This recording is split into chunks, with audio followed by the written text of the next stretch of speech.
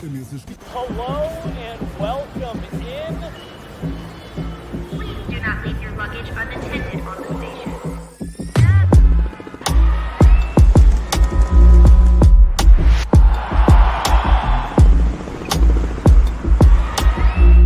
Welcome to the show. Yeah, that's right. Welcome to the show, you little freaking fans. Broncos win 10-9. Oh my gosh. Taking 2 in a row on the road in New York. We have a ton to get into. Thanks for joining us here at Guerilla Sports Postgame Broncos reaction story. I'm Nate Jackson. Yeah, no, I'm not Liv Moods. Typically she is here and she's not. She's out of town. I'm taking the reins here. We're going to have Brandon Cristal joining us from the stadium. We're going to have Sean Payton. We're going to have Bo Nix. And we're going to have everybody who speaks afterwards. But for a while here, we're going to recap this game. And, if you have comments, concerns, questions about the game, observations, things that you thought about this game, feel free to hop in and chime in, and I can react to those. But right off the bat, our very own Jesse Montaño's sitting just beyond the camera, sipping on. What are you sipping there? It's a very dainty cola, the tiny ones. But that's a smart move, because it's less sugar. You don't need a whole. It's when you want a little bit of soda, but you don't want the whole kit and caboodle, right? You just want a taste. The Broncos got a little taste today, 10-9. Jesse was saying, God, kind of a boring game, right? Do you guys think it was a boring game? Clearly, the Broncos defense came to play, and we're going to get into the nuts and bolts of this game and how it went down. I think right off the bat, guys, when I'm looking at it as a former player and I'm looking at what's going on there, rain. You look at the weather and how that's going to affect a team like the Jets, who are relying one way or another on the strong arm of their 40-year-old geriatric quarterback. Okay. Aaron Rodgers looked like a 40-year-old man out there today. Did he have some nice throws? Sure. 24 of 42 for 225 yards, but he got beat up.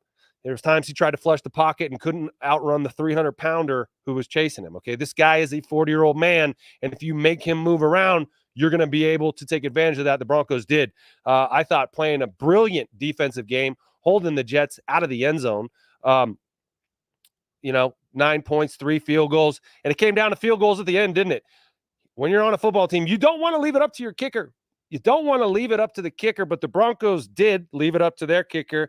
He missed and put the Jets in a position to win the game. They left it up to their kicker, and he missed as well. 2 really pretty good kickers. I would say top 10 NFL kickers. Both guys missed a crucial kick at the end there, and the Broncos end up victorious. But let's just go over kind of what we thought of this game. I mean, right off the bat, that first half was one of the uglier offensive outputs you'll ever see out of the Broncos. I think Bo Nix had negative -7 yards.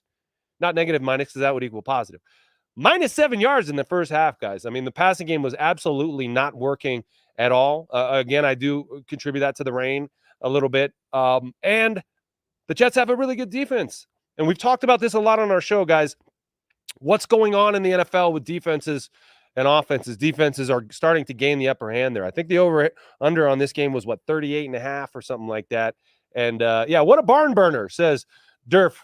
Durf says, what a barn. Yeah, the barn, it didn't burn. It did not burn. The barn is still upright. The haze in the barn didn't ignite. The chickens, the pigs, the cows, the horses, they're good. But the Broncos were able to get out of there with a victory. And let's talk about it. Bo Nix's first ever touchdown pass in game 4 in a win, 2 in a row on the road.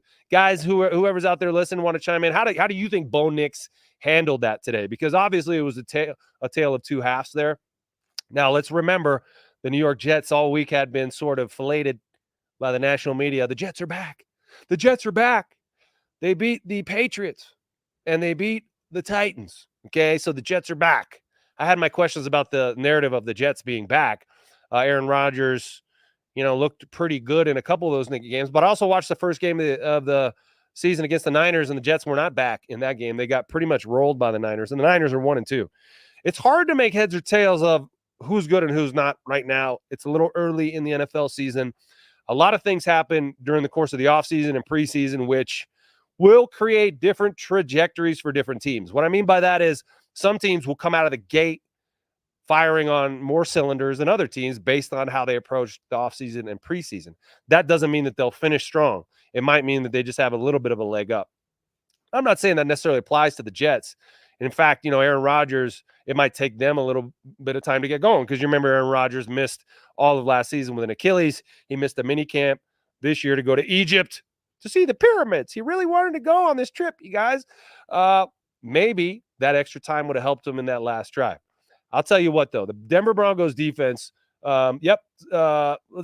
T says, Bo did his job, took care of the ball and gave the team a chance to win. Can't ask for anything more. I agree, guys. I mean, this is like we were talking about. These defenses are very good. The Jets defense is very good. They're a defensive-focused team, okay? Even though they have Aaron Rodgers and Slappy Hackett running the offense, Robert Saleh, the head coach, is a defensive-minded guy. And nothing defensive coaches like more than a rookie quarterback coming into their backyard where they get to have the crowd noise on their side, the weather on their side. Defensive coaches love that weather. Offensive coaches don't. So you had to think Sean Payton was coming into this game a little hamstrung by the weather, by his rookie quarterback and the situation going, and he still was able to come out with a victory.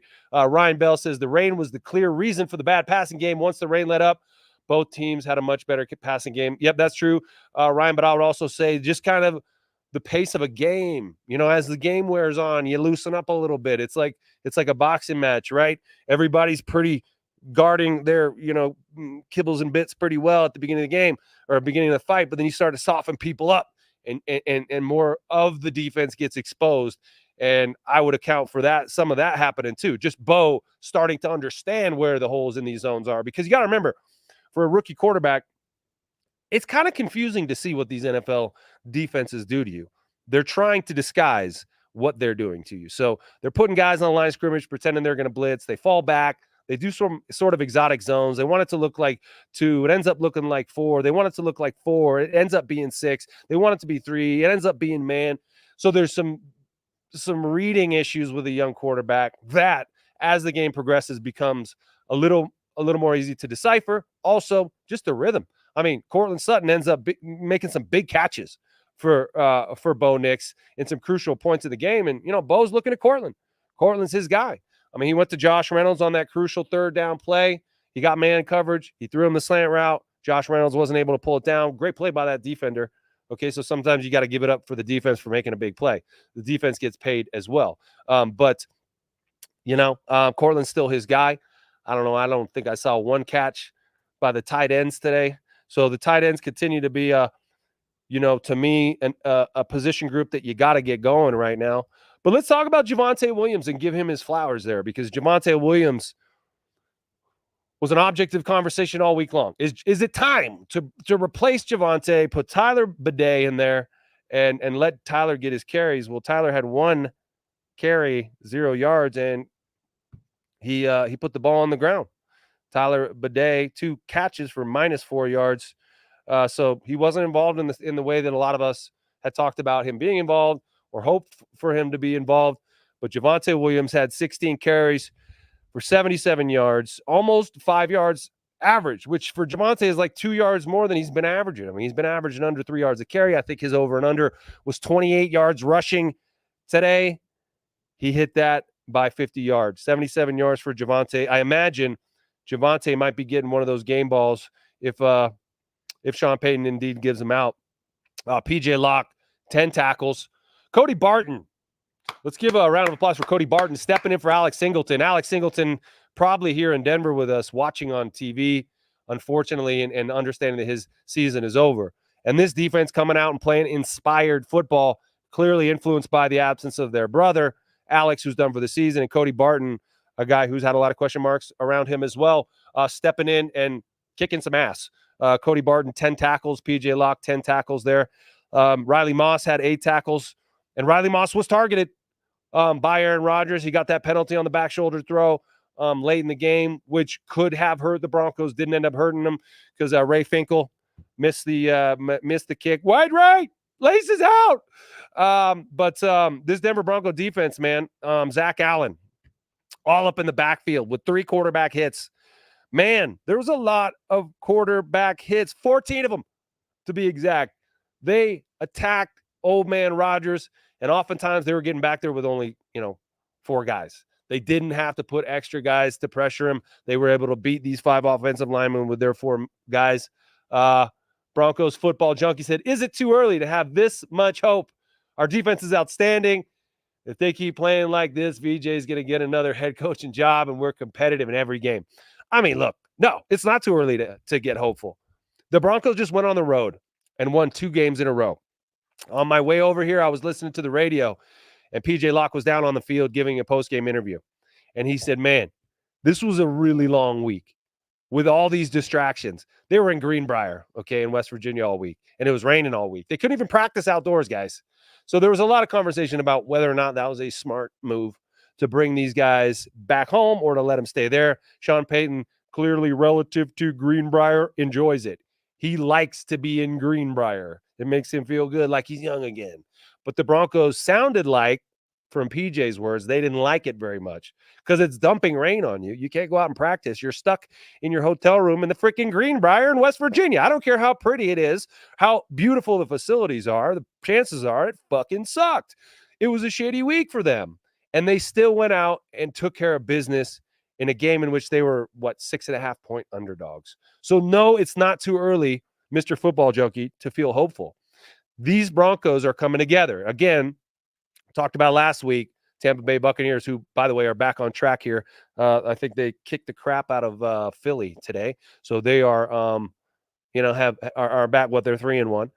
So that wasn't an anomaly. It wasn't like the Tampa Bay Buccaneers suck and they were lucky the first 2 games. No, the Tampa Bay Buccaneers are a good team. The Broncos kicked their butts. Okay, so yes, it is okay to be hopeful. To go on the road and win in the NFL is difficult. You have the crowd noise working against you. Okay. But the Broncos were able to do that with a rookie quarterback by playing a complete game. They played a complete game last week in Tampa. They played a complete game today. The defense made the plays they needed to make when they needed to make them. The offense did as well, coming up with a touchdown when they needed to.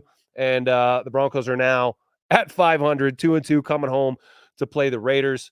Ray Montez says, is the offense this bad because lack of talent or play calling? I don't think it's either, really. I don't think it's lack of talent. To me, when I hear about lack of talent on an NFL team, I sort of scoff because these guys are all really fucking awesome football players. They've been making plays their whole lives. They did that in college, and it put them in a certain pool of prospects. And all 32 teams get to pick from this pool of prospects, and they're all vetted by all these teams. All the teams pretty much agree that everyone in this pool of prospects belongs on an NFL field if given the right situation. So I say the right situation. These guys need to unlock their playmaking potential. Last week, they looked pretty good, right? Against a pretty good defense, too. This week, I would attribute some of it to the rain, some of it to the rookie quarterback, some of it to just a really good defense. I mean, Robert Saleh had these guys ready to go. But the play calling, yeah, do I think the play calling can improve? I do. And I think Sean Payton is going to continue to take a look in the mirror each week and try to get better here. But I think, Sean Payton going up against Robert Saleh was a little bit too chess matchy, cat and mouse for me. I mean, I think the rain contributed to his willingness to cut Bo loose, especially in the first half, and really throw the ball downfield. But I would have liked to see some more quick passes to the outside to your receivers. When they get off coverage, throw them the ball out there. You got big receivers out there who can break tackles. We need these Broncos playmakers to get the ball in their hands and break tackles. We didn't see any quick passes to the outside there, which I liked as a receiver when I was a wide receiver, to get my hands on a ball early. When you get off coverage, let me run a 5-yard hitch, turn around. Let me run a 5-yard slant. Let me run a 5-yard quick out. Let me run a smoke, which is a one-step turnaround, throw me the ball. Let me get my hands on the ball. And I feel like, especially for our number 1 receiver, Courtland Sutton, you want to let him get his hands on the ball early with a quick pass. It gets the jitters out. You get hit a little bit. You get the rhythm in it going a little bit. You trash talk the guy a little bit. Maybe you could lower your shoulder and run over that DB and let him know who the big man is, because it ain't you, motherfucker. Shit like that. As a big receiver, you always have the advantage size-wise over the corner in front of you. So I was always a fan of, look, that first ball I catch, if it's a hitch, 5-yard hitch, I'm going to turn around. I'm not trying to juke this guy. I'm trying to run through him. So the rest of the game, he thinks I'm going to run through him, and it sets him up for the juke, okay? But I don't have a huge problem with the way they played this game offensively. what they did was they did exactly what we've all been asking them to do, and that is rely on their running game. I mean, they had 31 carries for 126 yards, besting their season average, I believe, by a little bit. They didn't rely on Bo Nix trying to do scripted runs too much. He scrambled a little bit. He got out of the pocket, wasn't very effective there. So Bo Nix, who had 48 yards last week, only 3 yards rushing this week. So that was a priority by the Jets, clearly, to not let Bo Nix beat us with his legs. That's what Robert Saleh was saying all week. This guy's not going to beat us with his legs. And they put in a game plan to make sure that didn't happen. What they didn't account for was Javonte freaking Williams coming up, you guts. All right, Adrian Long, did Bo Nix potentially just survive the toughest defense he will see all season? Yeah, that might be the case without having the schedule in front of me. I know that, the Raiders defense is not going to be that tough. The Chargers defense, not going to be that tough. The Chiefs, they have a good defense and they'll be ready for Bo. And so I think within the division, the Chiefs do present the biggest test for him defensively. But make no mistake, every week, these defensive coordinators are going to have something for Bo. And I think the Jets might have just kind of created a little bit of a blueprint there on how to contain Bo's legs, because Bo was not able to do in the game today what he was able to do last week, kind of take guys by surprise with his legs. Now, a lot of times when you come into the league, you're a new player, nobody really understands you, and so you may have some games right off the bat where it's like, whoa, this guy's amazing. Then they get a book on you, then they start studying you, then they start coming up with ways to stop you, and then that's when your game has to expand, and you need to do more than that one thing. You can't just do the one thing. If you just do the one thing in the NFL, you're not going to last long, because everyone has more than one thing. When I got to the NFL as a receiver, I played D3 receiver. So I could kind of physically manhandle the DBs that were in front of me. And the moves that I had off the line of scrimmage weren't really complex. I would just try to move them out of the way. Well, I got to the NFL, first mini camp, I realized, these moves aren't going to work the same way they did in college. I need to develop new moves. I need to get better at the things I'm weaker at. When I moved to tight end, I was a shitty blocker. I could catch the ball and run routes great, but I had to learn how to be a blocker if I was going to survive in the NFL, because they can't have weaknesses on anyone on the field. Bo Nix is going to have to learn how to stand in the pocket, dissect defenses, and deal the football to the open man. He's still getting better at that. He's still trying to trust his eyes and see beyond these freaking behemoths who are coming to eat his lunch. And these guys are coming. That's an incredibly hungry defensive line, and this is a defense that, is a top 10 NFL defense. And you're right there. Bo did just survive perhaps the best defense he's going to see. The Jets had 13 penalties in this game. So the Broncos were definitely aided by that. And the Broncos had 5 penalties for 74 yards, that big one by Riley Moss at the end there. But they were helped along by the Jets. But the Jets were sloppy. And that's a credit to the Denver Broncos and Sean Payton. Can you throw that one back up there? Is it too early to say we have a new no-fly zone? Okay. New no-fly zone. Yeah, maybe a little too early. We're 2-2. Had a good day today. But I think the NFL, the way it's moving right now, the rain, the fact that a lot of teams are coming out of the gate a little bit slow, would tell me that it's maybe a little too early to call these guys the no-fly zone. However, wow, I mean, Pat Surtain, okay, making plays, and really, like, that's an island out there that, you don't really want to test.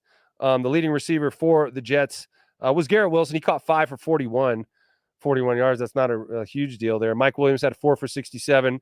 Alan Lazard had 5 for 58. So everyone was kind of averaging, I guess Mike Williams averaged 16.8, but the other guys were just averaging about 8 yards or 10 yards. And I thought this defense really kept everything in front of them very well. Did you remember any broken tackles for the Jets offense? I don't. I think that the Broncos defense tackled well, which ends up being the difference. When everyone keeps everything in front of them defensively, it's incumbent on these guys closing on the ball and making tackles. If you can't do that and these guys break tackles and they're gone, that's going to be the difference. And the Broncos were able to hold the Jets to 3 field goals, and that's because they were able to stiffen up and make tackles. Make tackles in the point of attack there. Will Lutz Denver Broncos kicker, 1 for 2, missed his first field goal of the year. He'll want to get that one back because that was a huge one. And I know everyone out there was listening, man. It felt deflating to have that happen and to have, an opportunity like that after the Broncos defense stepped up, sacked Aaron Rodgers on 4th and 10, took control of that ball, and then ended up having to, go 3 and out, go for the field goal, miss the field goal, give the ball back to Aaron Rodgers. And, this is Aaron Rodgers. I make fun of him, but this guy is one of the best to ever do it. He sees the game in ways that others don't. And, we're all holding our breath there thinking, oh, gosh, here we go again. So much about the fate of a team is their ability to come together in these moments and find a way to win, no matter what. It's not about your stats. We're going over statistics, but those stats don't matter. What matters is, as a team, you come together and find a way to win these tough games, to make the necessary plays at the end of the game that are going to help you win. And I think we can feel good as Broncos fans about what we're seeing there because they found a way to win in a hostile environment with crappy weather where they've been gone for 10 days. They were tired and playing against one of the best quarterbacks in the history of the game. They were able to get it done. It didn't look pretty, though, at the beginning, did it? You look at these the first 5 series by the Broncos were 3 and out. 5 straight 3 and outs by the Broncos. The very first series by the Broncos, minus 14 yards. Okay? The next series by the Broncos, minus 1 yard. The next series by the Broncos, 7 yards. So they're finally in the black there. The next series, fumble, minus 6 yards. The next series, 3 plays, 2 yards, and they had to punt. The next play, 5 plays, 29 yards. So that was their first down. Didn't come until really midway through the second quarter. First down midway through the second quarter. So for those who say, yes, this was an ugly offensive game, you're absolutely right. It took them a while to get going there. And they gave we talked about the running backs, Javonte, Tyler Bede, and Jaleel. Who do you ride with? Well, clearly things weren't working at first. Sean Payton decides to go with Tyler Bede, gives him a shot, and he fumbles the ball, and it led to points by the Jets. So, look, Javonte clearly stepping up and making some plays there for this team. And really, it's about the confidence with Javonte, who was able to kind of put some of these doubts aside. And look, everyone on the team is rooting for Javonte. I promise you that. But the Broncos went into halftime down 6-0. Okay, 6-0 at the end of the first half.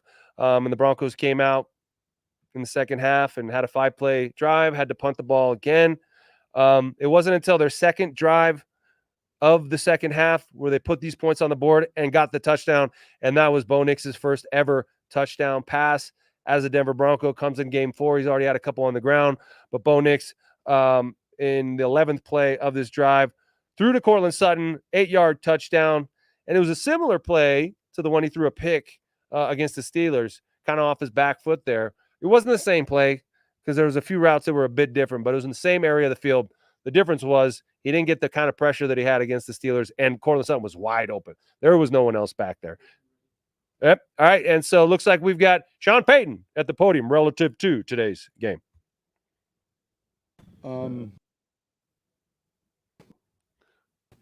Just a couple comments. Obviously, a gritty win. Proud of how we fought. And, we did. You don't know sometimes. I think we talked about it last week, how games unfold. I don't know that either team expected the weather to impact the game like it did that much in the first half. But nonetheless, good team that we played, and we fought hard. It was good to get a win. Any questions? Your emotions as Zerline's kick came off his foot. Did you know right away? Or? You never know right away. It's a tough angle, but it felt like it had a chance to be wide right. Your defense has been really good all year. What was the key to stopping Rodgers? Yeah, I think, look, they've got a good rushing attack, and I think when that's rolling, it's hard. He does so much. I thought we defended the run real well today. And then conversely, I thought we ran it. To some degree, conditions kind of, especially in the first half, it became a real field position battle type of game. And then in the second half, we felt like weather broke a little bit. But defending the run, I think we had 4 or 5 sacks. I don't think we gave up any. We had the 1 turnover, but look, it was that was down to the wire. You talk about the sacks, the 5 sacks against Rodgers. How difficult and important is that to do against? It's tough to do against him. He's someone who's real good with his protection IDs, and he also is someone who he knows if he's short one, and he knows right away. So he'll send a guy in motion. He's extremely smart. So you might go another 20 games before you see that happen to him. And look, that was part of the success today. Sean, it was 3rd and 11 in the third quarter. You guys are trailing by 6. Bo hits Cortland over the middle. Did that play feel? Play. We had finally gotten some dry weather. Look, there's certain things that you're not going to call, but I felt like it settled down. We had good protection. It was a great throw. I believe that led to our touchdown drive. So, real big play when we needed it. Yeah. How'd you feel? Minus 7 yards at half passing. Bo had minus 7 at half passing. Yeah. Did you contribute that to the weather, and what was the key for him in the second half? Yeah, I'm not interested in the. Yeah, you had to pay attention to the game, and you would say the weather was a factor, with the balls, but we'll look at the tape and try to improve on that. What was the key to getting? That's it. I mean. Yeah, but you never lost confidence. Heck no. What was the key? At some point, we'll stop with the confidence. This kid is confident now. I should send him out to dinner with every one of you, and you'll see. He played well. Go ahead. What was the key to getting Javonte Williams going the way you did? Well, I thought the key started up front. We got to some 6-hole, some 7-hole wide zones. We got to some duo schemes. We hit it. We blocked them. We knew analytically this was a team that was better in coverage, and yet a little bit more susceptible, if you will, in the run game. We hit a couple traps. I could tell the linemen felt like at halftime that, hey, just keep, and well, that's easy too when it's as wet as it was. And then ultimately, though, when it dried up, we were going to have to make a play or two in the passing game. But those guys up front, I think, were the key. At the end of the first quarter there, they had 1st and goal at the 1-yard line. The defense was able to hold them to a field goal. How big was that moment for you guys? There's a number of these, probably 5 of them, that we would look back on and say that they were important to the end result. That certainly was one of them. Hold on. They got called for 13 penalties in this game. How much did that help you? Yeah, look, that's always part of the game. Man, I felt like we had a couple tough calls. Look, you can challenge, and today I was 0 for 2. I felt like I had a great view of his knee being out, but you guys would have seen it better on TV. Thought we had a chance at a fumble late in the game with Rodgers, but I think credit to players, you got to tune that stuff out. They had a bunch of false starts, I think, from the rookie, but certainly one of our goals was to reduce our penalties, and we've got to continue to look at that. Sean, how do you have an update on that touchdown drive? Is he going to go back with you? No update. On the touchdown drive, because yards and at that point points have been almost impossible to come by, to march 87 yards and then cap it off with a touchdown. Yeah, look, there were a lot of plays in that drive. I don't know if you could put a hand on like how many, but you knew you were going to have to score at least one. And then the time of possession, we got off the field defensively. That was huge with the sack on 4th down. We took over. We were able to burn the timeouts. I would have liked to have gotten a 1st down. We threw it on second down. I felt safe about the throw because he could keep it. It was kind of a naked. Yeah, you kind of go through those things over in your head relative to how you want to play them, but our guys handled it well. The one on Rodgers that could have been a fumble late, is that one that the league can look at in New York and change on the field, or does it have to be a challenge? How much time was left on the clock? Like, I think it's right above the north of 2. Yeah. 240. Then it's just. What did you learn about your team? You had said what you're going to learn on this excursion? No, I said, hey, look, it wasn't an excursion. It was, but this is something a lot of teams do. It was the first time you guys have been a part of it, but this isn't unusual. It makes a lot of sense. I felt like, look, it had a chance to be a pivotal point in the season. We're early in the season, but you find out a little bit about everyone, all of us. You find out a little bit about your grit and toughness, and you're going to go on the road and play Tampa. They're 2-0 at the time. You're going to play a Jet team that obviously is playing good football. You go into some tough environments, and you get on a plane tonight, and you get back home at 2-2. That's important. You didn't have. Yeah, none. We'll announce those. We don't really announce them, really. I don't know if you guys are. Yeah, I'm not interested in announcing the game balls.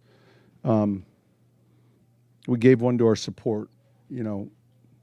Chip, who wrote the fabulous article on Chip. And so I said, man, was that are we waiting for a sequel? I said, I felt like that was the Bruce Springsteen tour with the pounds of rice. So I gave Chip a hard time, but everyone in the operations got a game ball. The millions of dollars. We combined 2 trips. Anyway, I appreciated the article, but I gave Chip a hard time about it. Anyway, so everyone in operations, there's a lot of work.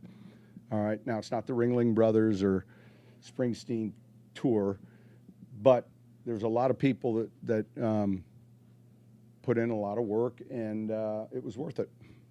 You didn't have Brandon Jones for so much of the preseason. Yeah. I guess, what have you just made of the way your safeties have played so far? I'm pleased because there's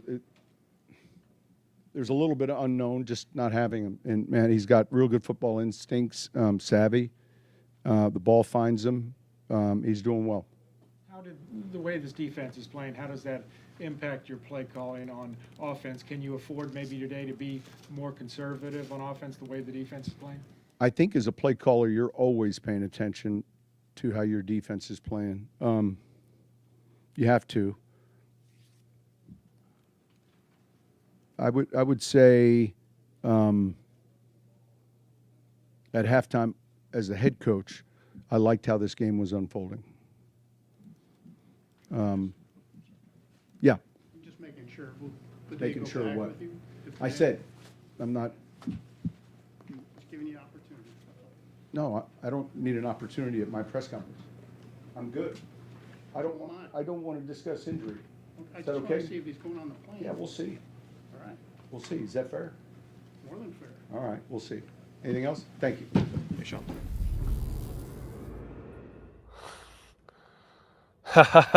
Prickly Sean. Prickly Sean after a huge victory, 10-9 against the Jets. You just heard from Sean Payton. Didn't look like a dude who's like overjoyed by his team's victory there. Looked tired, 10 days away from home, staying at the Greenbrier. He fielded questions about the Greenbrier and how that went. And, a lot of people have been skeptical about that. They found a way to win the game. And so your skepticism is unfounded at this point because they won a difficult game on the road against the game opponent there. But Sean Payton talked about the rain being a factor there in the first half in particular and probably hamstringing Bo's ability to get in a rhythm. And maybe what he said there was he didn't want to call a lot of plays, a lot of intermediate downfield passing plays in the first half. And so that contributed to Bo going into the locker room at halftime with a minus passing yards. Something that's probably rarely, if ever, been done before in the NFL. He continues to field questions about Bo's confidence, right? So it's like, well, if you don't want to call those plays, are you worried about his confidence? Sean Payton laughs that off and says basically, no, the guy is incredibly confident. That's why we drafted him. You guys should go out to dinner with him and see how confident he is. He's very confident. He'll order the filet mignon rare. That's how confident he is. I I thought something that was pretty interesting.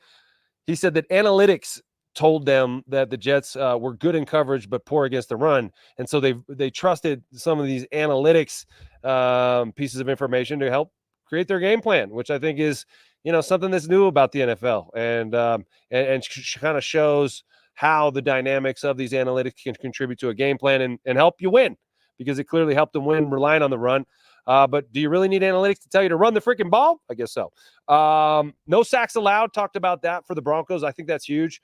Bo's only been sacked 4 times this whole year and 0 today against a very game opponent. And the Broncos got 5 sacks against old man Rodgers, who'd only been sacked 5 times going into this game. Now he's been sacked 10 times. So kudos to the Broncos defense and Vance Joseph really for creating this opportunity. A rookie quarterback playing against 3 of the top 8 defenses so far is rough. Yeah. And he's come out 2-2. So kudos to Bo there.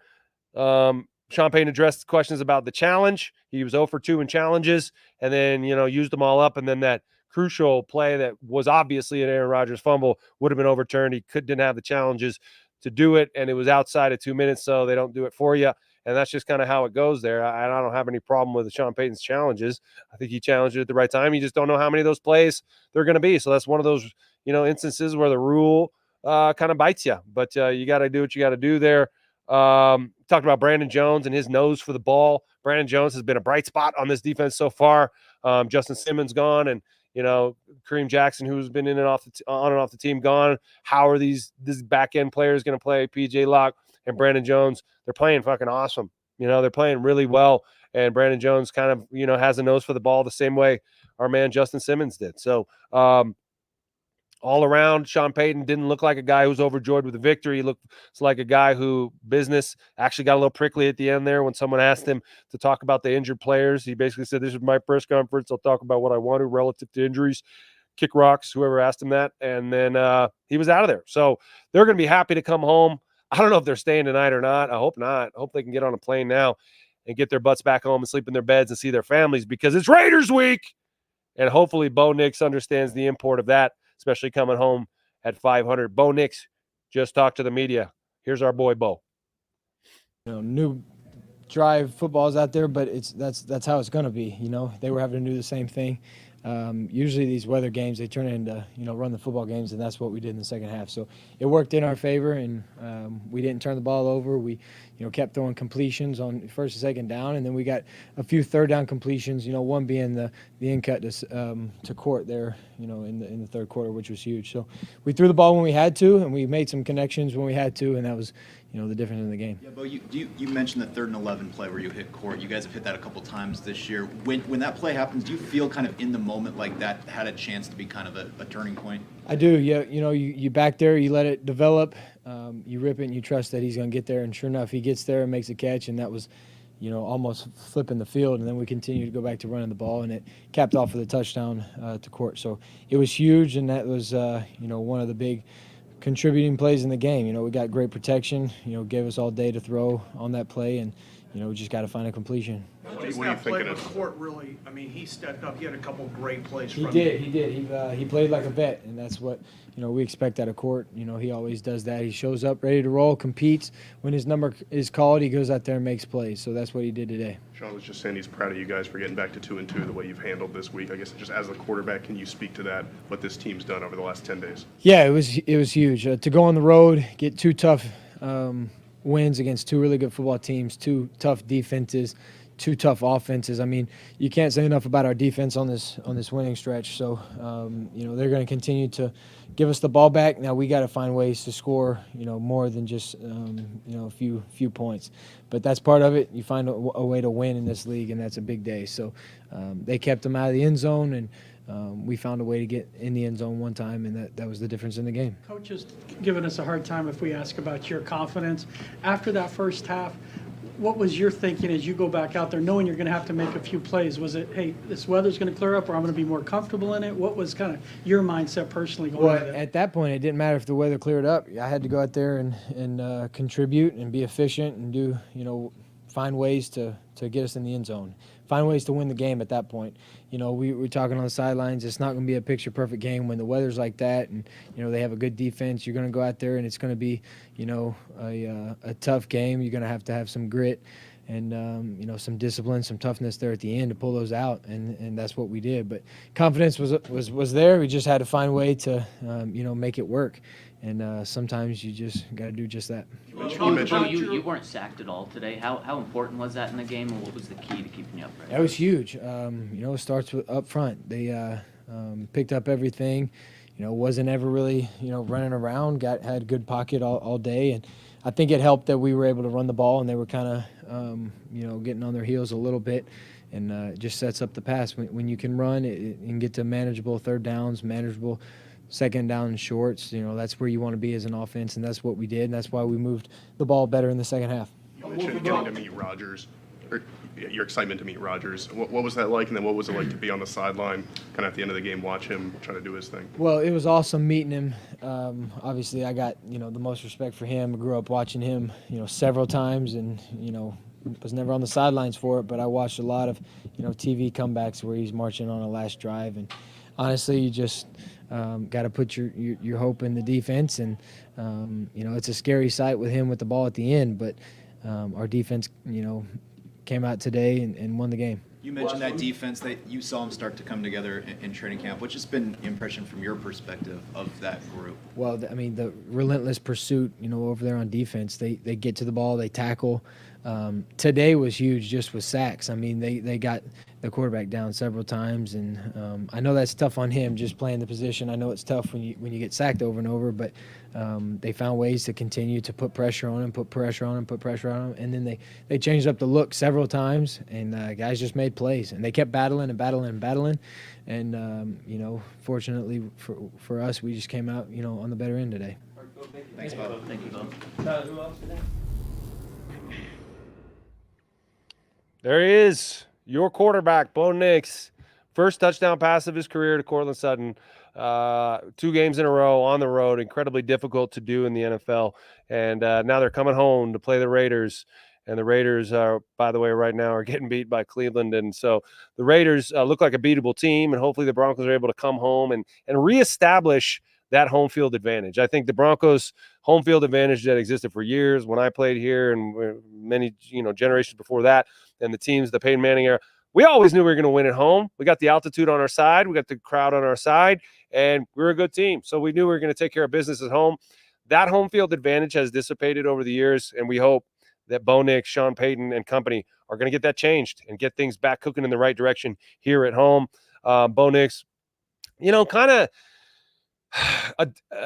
adopting the demeanor of the kind of quarterback that you want when he talks after the game. He's very professional. He praises his teammates. He talked about the defense, how great they were today, getting after Aaron Rodgers. He talked about the running game, how great that was. He talked about Courtland Sutton making those big catches. He talked about his offensive line playing really, really well. And, you know, Bo Nix, like, we like to talk about how the quarterback is the reason for stuff, but he was just one of the guys today. He did enough to win this game. His numbers weren't great. He threw for 60 yards, guys. Courtland Sutton alone had 60 yards receiving. Bo Nix also didn't pick up a lot of yards with his legs. He had 5 carries for 3 yards. What he did was he kept things pretty clean. He didn't cause any turnovers, and he also didn't take any sacks. And so I think, you know, when you look back on Sean Payton's decision to bench Russell Wilson and then ultimately to say bye-bye to Russell Wilson, it was because of his inability to take care of the football and play sound, technical, precise football. No, Bo didn't light it up today, but he didn't make any big mistakes. And Russell Wilson was sacked like, you know, in 15 games last year, 45 times. The previous season was sacked like 55 times. Bo has been sacked 4 times in 5 games, guys. That's Sean Payton's brand of football. Even if he doesn't quite trust him to uncork the cannon yet, he trusts him enough to be back there under center, leading his team. And they got a victory for the second time in 7 days. And they're coming back to play the Raiders. Jesse, can you throw that comment up there by our man, Cedric? Wish Liv was here. Yeah, me too, Cedric. Don't we all? Okay.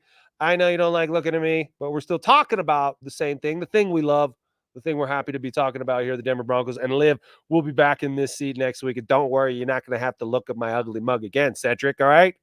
Jeez, you're mean. You're kind of a jerk. We got BK, Brandon Cristal, live. He's still setting up. A little premature. Yeah, let's go to Javonte. We're going to go to Javonte Williams and hear from the guy who rushed for 77 yards today in New Jersey. Javonte. Yes, sir. I think it's huge. Just building momentum as we go back home. We got AFC, people in our conference coming up. So, that's a lot of motivation, and we know we need to win those games, especially at home. How big was it for you to get on track there, and kind of what was the key, you think, to having your best game so far this year? It was huge. Just getting back out there, feeling the same, feeling like old days. And anything I can do to help the team, that's always what I'm trying to do. So, it was good. Well, you talk about helping the team. Obviously, yards and certainly points were hard to come by. So, how big was it the handful of chunk plays you got to be able to move the sticks?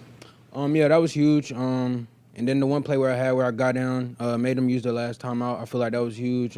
Pass pro, just things like that, and just not all about me, but I feel like the team all together, we played well. It was some mistakes, but overall we came out with the win, so I feel like it was good.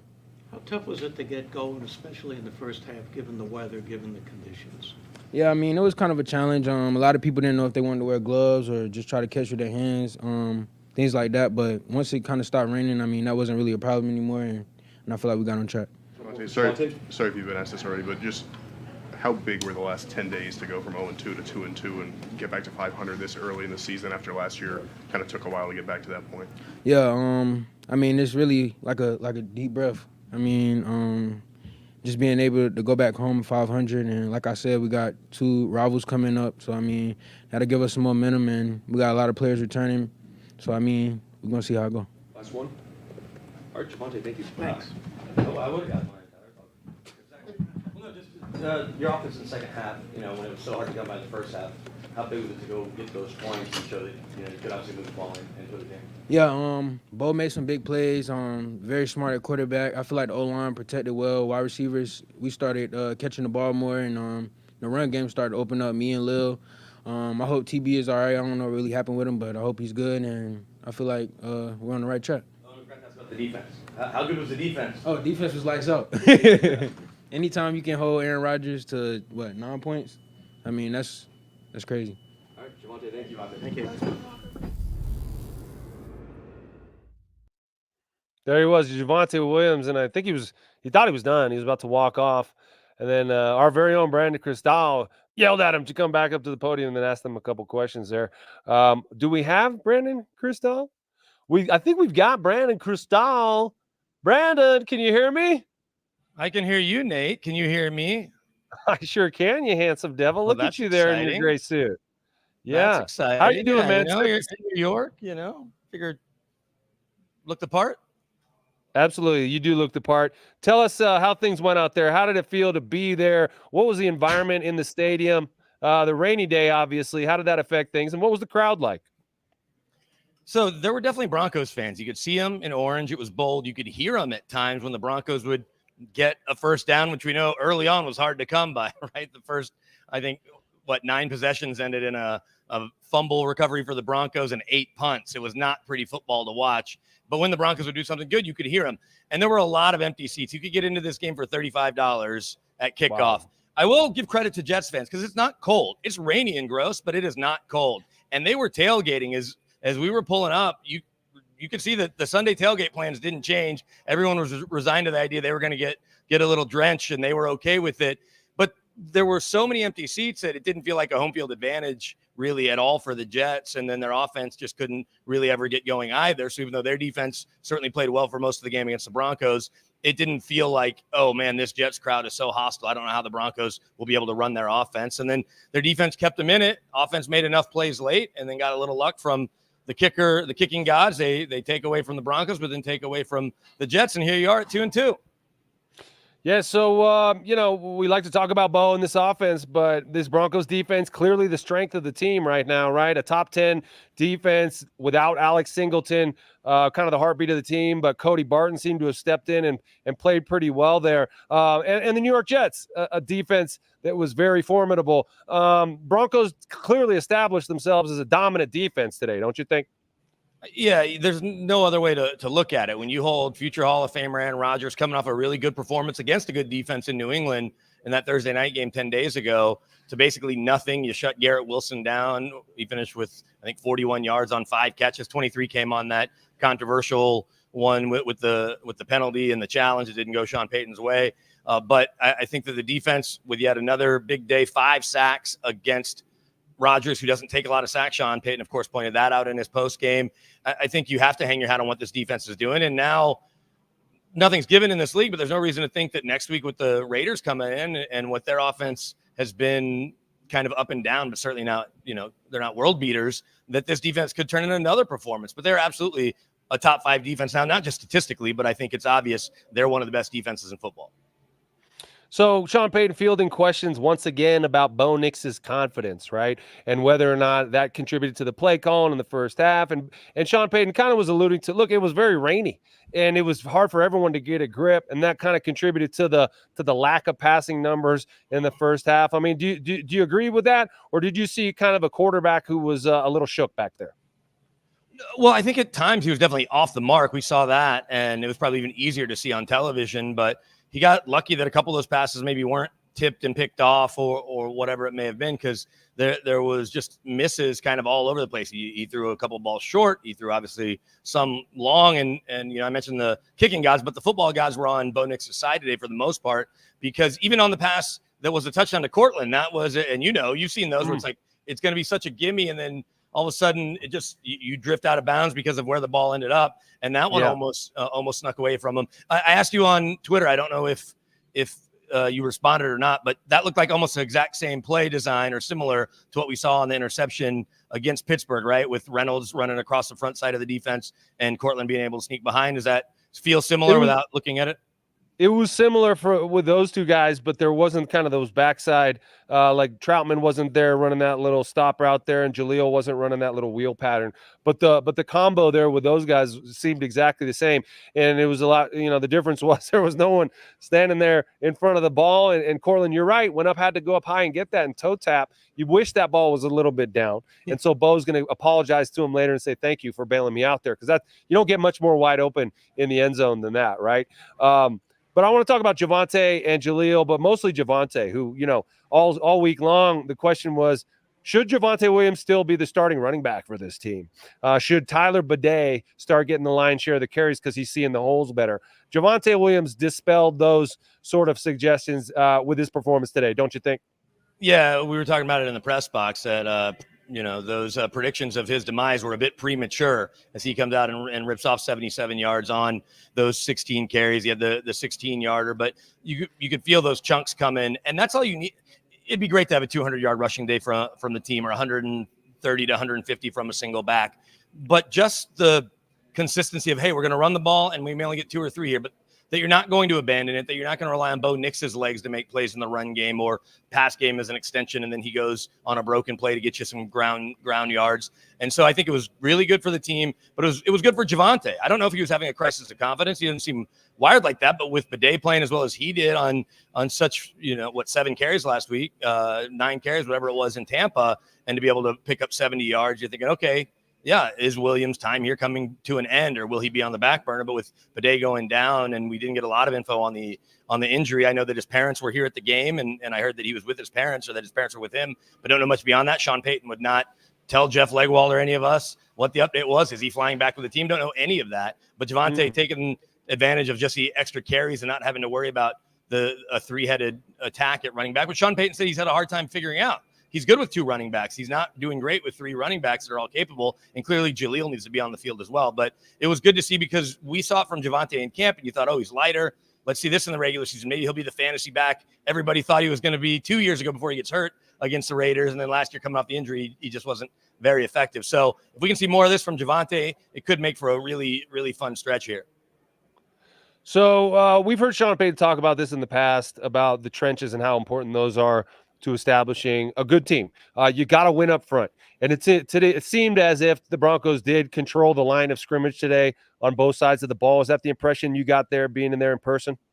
Yeah, for sure. Especially when they were able in the second half to rip off those bigger runs, and then defensively to completely shut down Breece Hall, to get the goal line stand, to force them into obvious throwing situations because they just couldn't ever really get it going on the ground. But when you hold Breece Hall, who's one of the best backs in the league, to just 10 yards, that means you're doing something right. It reminds me of a couple of years ago where they held Derrick Henry, I want to say, to like 2 yards or something in one of those games, or 20. It was one of those really low numbers. And I know Breece Hall is not where Derrick Henry kind of was at that point, but Breece Hall is a top 3, top 5 kind of back, and he didn't do anything. The Allen kid obviously was a big day. And Rodgers showing a little bit of signs of youth, but it was funny because old Rodgers would have gotten youth. Well, at times. But then Yeah. Zach Allen would show up and he'd be like, you know what, I'm okay. But when there was no one there, the second Zach Allen was there, he's like, I can't even beat Zach Allen to the corner now. No. Old Aaron Rodgers would have. I mean, younger Aaron Rodgers, this current old Aaron Rodgers, that was about the max. You get 25 yards out of him, but there were probably 50 to 60 yards available to him in his younger days. It's just a credit, though, to Vance Joseph in this unit. You lose Alex Singleton and you don't miss a beat. That's a really impressive effort against one of the best to ever do it on the other side of the ball under center. Yeah, talk a little bit about Vance Joseph, under fire a lot last year after a couple of games in a row that were really bad. The 70 burger that they gave up to the Dolphins. But since then, they've made a lot of improvements. And thus far in this season, playing lights out. There's starting to be a VJ for head coach chatter. I mean, talk a little bit about Vance Joseph and the job he's doing. Yeah, it's really impressive, right? Except for that third quarter against Seattle where they got gashed and Kenneth Walker looked like a future Hall of Famer just in that one quarter. And we know Kenneth Walker's a good running back.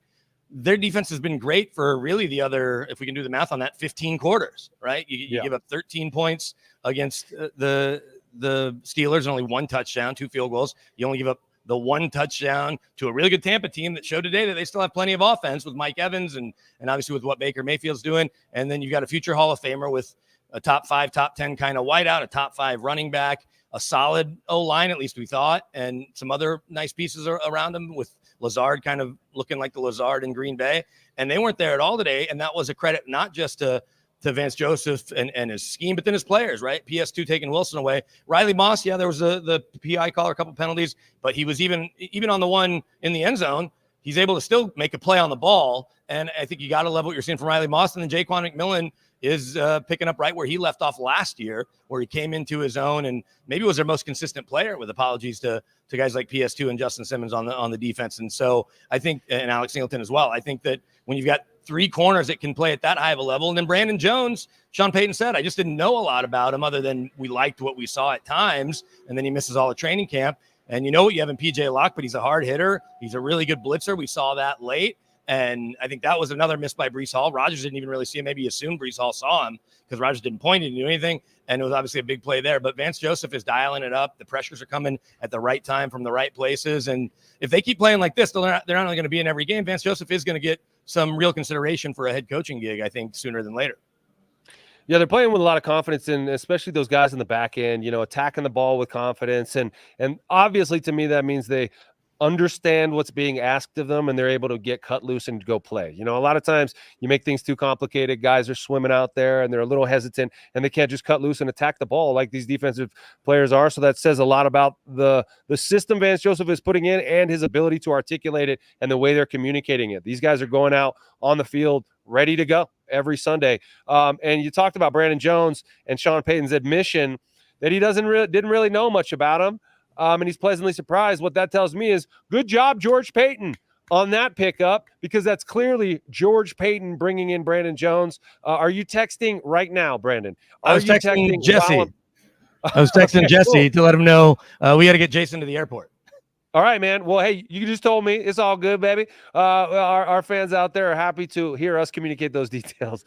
But so wait, are you telling me that you're running late again, Brandon, and that you booked a flight that is going to be hard to make? No, well, I've got Jason right here at Newark. I'm flying. My flight keeps getting pushed back out of LaGuardia at 9:30. It keeps going back and back and back. So I'm going to be I feel okay. bad for Jason. I know what Jason's experiencing right now. We did this last week. It's going to be fine. His flight's in 2 hours, and it's only 15 minutes to the airport from here. So 15 no big minutes. deal. No big deal. Are you going to change right? Are you going to pull your stuff out of your bag and change I'll do again it right after I now? drop Jason off. I'll do it after I drop Jason off. Did you get a rental as well? I'm using my sister's car because she lives here. So. All right, man. Well, hey, Okay. thanks for joining us. Huge victory by the Broncos, 10-9. We always got you covered. Guerilla Sports, Brandon, Cristal, thanks for being out there, and go get that flight. I'll see you tomorrow. See you guys tomorrow. All right. Well, there he was, Brandon Cristal, late again, scrambling to make the flight again. The king of logistics, that guy. But do we have anyone else? Yeah, we got, you heard BK talking about Zach Allen, who continues to have good games week in and week out. We got some sound from Zach Allen. Here's our boy, Zach. Good to go. When he was growing up, he's watched Rodgers in these situations again and again at the end of a game with a chance to win. Being on the field in that moment, what is that like? Yeah, I mean, obviously, they had those two situations at the end. Yeah, I mean, I lost to Rodgers when I was in Arizona on a very similar thing, so I know it all too well too. But be able to kind of force a field goal in the tough conditions, obviously, perfect world, stop them on a fourth down or something like that. But it was a good game for us. Still some things to clean up, but we'll be good. The fourth down, or not the fourth down stop at the goal line, stop to hold them to a field goal at the end of the first quarter. How pivotal was that to kind of hold them to 3 instead of 7 in that situation? Yeah, that's huge. I mean, obviously the ball is on less than the 1 yard line. To be able to do that and to do it kind of 2 weeks in a row with Tampa, kind of speaks to, kind of us as a defense, never give up. And then up front, the guys that, we're playing with are really playing at a high level and bring the energy every day. Zach, with Alex obviously out for the year, there's questions who's going to call the defense, how's it going to go? Clearly that effort it worked, but how was it not having Alex and having Cody and Justin out there? Obviously. Yeah, I mean, obviously you're going to always miss Alex. Alex is Alex. But today I think Cody and Justin did an incredible job. Cody's obviously played a lot of ball in this league at a high level. So, it was a pretty good transition. Yeah, calls were coming out clean. Communication was good. I can't even really think of any, real missed assignments. So that's a real credit to Cody and then Justin too. I mean, to come in like that, it was awesome, and we're really proud of him. What was the challenge this week in figuring out the plan and getting ready for this game when Rodgers is so good against the blitz, but also still need to find a way to get pressure? What was that balance like through the week and then today? Yeah, I mean, that's all, VJ. VJ did a hell of a job, kind of mixing it up and everything like that, giving different looks. And, I think also, too, up front, we're really confident in our four-man rush, and we take a lot of pride in that. And I think, today was just another day we kind of proved that, if you give guys one-on-ones, they'll win them across the board. So it's a lot of fun to play with this group. And, hopefully we can, just keep on, rushing the way we are and keep on playing the team defense we are. Zach, JFM's obviously happy to be here, but not sure exactly why he's not still in New York. How was it though with him on the sideline in postgame, getting the sack, Rodgers, and obviously getting that win? Yeah, I mean, Jay's been huge, not just for me, but for this whole defense. I mean, he's a stud, and, I've said it before, and, for a guy like that to come here, get that sack, play at the level he did was just phenomenal. And, obviously everybody's super happy for him. And, yeah, he's playing at a super high level right now, which is, really good for us. A couple for Zach. Can you talk about the importance and just how it feels to get 2 wins on this road trip? Yeah, I mean, anytime you can get back to 500 is huge. Obviously, starting 0-2 wasn't ideal, but, kind of see those were 2 good teams, and we were in those 2 games. And, it's literally just one play here, one play there. So we never lost the faith. I think we definitely, were feeling confident in it. And, yeah, we just kept pushing, and just hopefully can kind of get on a little run now. You talk about not losing the faith. Were you guys able to excel a little bit when they go 87 yards and your offense is able to put points on the board when they weren't able to, to that point? Yeah, I mean, that's just how the game goes. Obviously in those conditions, you know what type of game it is. I mean, who knows what the score would have been if it was, 70 and sunny, So our offense, did its job, did it timely, which is all you can ask. And, they're looking really good. The fact that, Javonte, all those guys, Jaleel, ran the ball the way they did was awesome. And, we're really, we're in a good spot as a whole team, not just as a defense or offense. Thank you very much. That's it, Tyler. That's it. There he goes. J.J. Watt's protege there, Zach Allen, who spent the first couple years of his career in Arizona learning under J.J. Watt, signed here by the Broncos last season to take the place of Draymond Jones. A lot of people were a little skeptical about that replacement. Zach Allen has been a beast thus far in this young season in which the Broncos are 2-2. Zach Allen, 5 tackles today, but putting all kinds of pressure on old man Aaron Rodgers back there. 3 quarterback hits and 14 as a team. Old man Aaron's going to have a hard time getting out of bed tomorrow morning. He's going to need some ayahuasca to get him out of bed. Zach Allen talking about VJ and the job he's doing. Really can't say enough about Vance Joseph. It was a leap of faith. I don't want to say a leap of faith, but a little bit of a risk signing Vance Joseph back as the defense coordinator here after his tenure as the head coach here didn't go so well. And let's face it, he wasn't like a top DC, last year not last year, but before in Arizona either. But Sean Payton and company clearly believe in VJ, and he's performed at a high level with these guys. Got him playing really well, and I want to give some props to Cody Barton as well. Zach Allen talked about, obviously, you can't replace Alex Singleton. Alex is Alex, he said, so they clearly understand how valuable he is. But Cody Barton stepped in, had to wear the green dot. The green dot is the communicator. That means you have a speaker in your ear, and you're hearing the plays coming in, and then you have to relay that play to your guys who are looking at you to get it right. And, that sounds easy, but it's not always easy, especially when you're not used to being that guy, to get it out of your mouth the exact way that you got it from the coach and make sure it's accurate and that nobody misses a beat there. Now, that said, defensive play calls are like this big compared to offensive play calls, which are like that big. It's like green, butterfly. That's it, whereas offensive play calls are like take 10 seconds to get it out of your mouth. That said, kudos to Cody Barton, not only just wearing the green dot, taking over for Alex Singleton, but also playing really well. 10 tackles and flying around the field there was Cody Barton.